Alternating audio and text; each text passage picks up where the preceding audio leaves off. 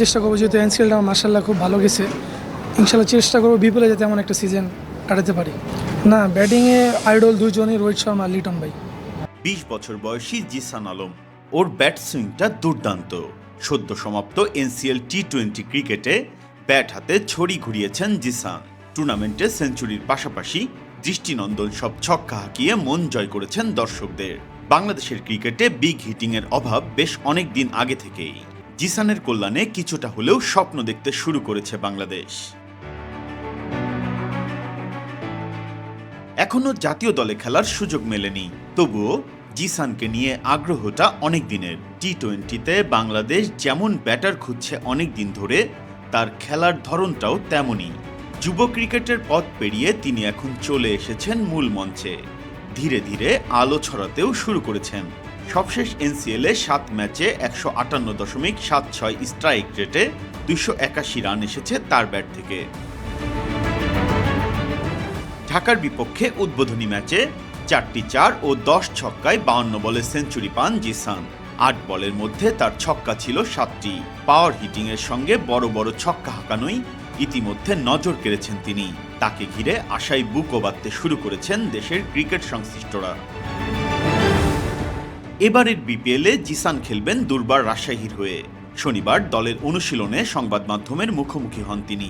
বড় বড় ছক্কার রহস্য নিয়ে জানতে চাইলে জিসান বলেন, তেমন কিছুই না, আমি ছোটবেলা থেকেই স্বাভাবিক ক্রিকেট খেলে এসেছি। ছোটবেলায় বাবা আমাকে সেন্টার উইকেটে ব্যাটিং করাতো, এজন্য সহজাতভাবেই ছক্কা মারি। ওটাকেই সবাই বড় বড় ছক্কা বলে।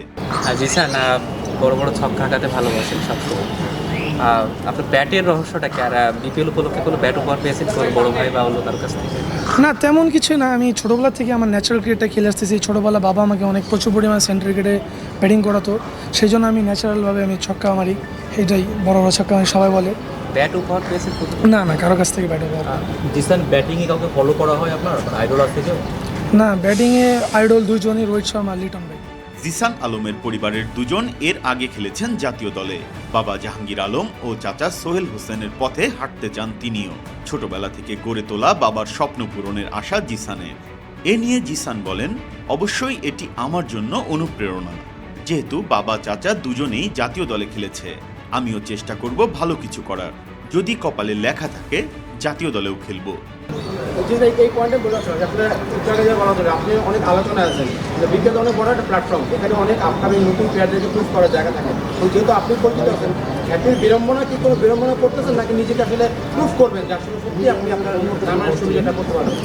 না, এদিকে আমি আমার চেষ্টা করবো যে আমি যেহেতু এনসিএল ভালো খেলছি, এদিকেও চেষ্টা করবো যে নিজের বেস্টটা খেলার জন্য, নিজেকে প্রুভ করার একটা ভালো একটা মঞ্চ। যদি নিজেকে প্রুভ করতে পারি, নিজের কাছে খুব ভালো লাগবে। স্যার, লাস্ট টুর্নামেন্টটা খুব ভালো গিয়েছে। এই টুর্নামেন্টে পার্টিকুলার নিজের জন্য কোনো গোল সেট করেছেন কিনা, যে আমি হাইয়েস্ট রান স্কোরারের তালিকায় টপ 5-এ থাকতে চাই, বা এরকম কোনো ইন্ডিভিজুয়াল লক্ষ্য আপনার আছে কিনা? হ্যাঁ, অবশ্যই, যে সবারই একটা গোল থাকে। আমারও সেম একটা গোল আছে, টপ 5 রান গেটারের মধ্যে থাকার চেষ্টা করবো ইনশাল্লাহ। বিপিএল নিয়ে আশার কথা শুনিয়ে জিসান বলেন, ভালো কিছু করার চেষ্টা করব।